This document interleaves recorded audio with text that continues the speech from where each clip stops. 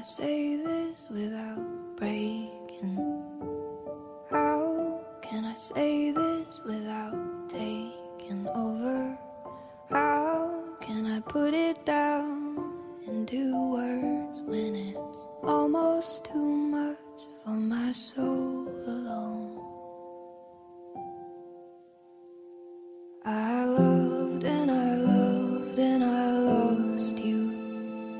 I loved and I loved and I lost you.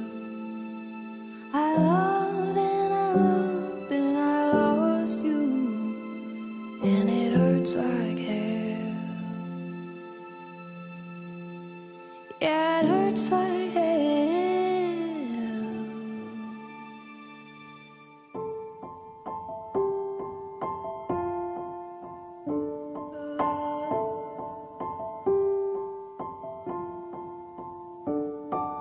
I don't want them to know the secrets. I don't want them to know the way I loved you. I don't think they'd understand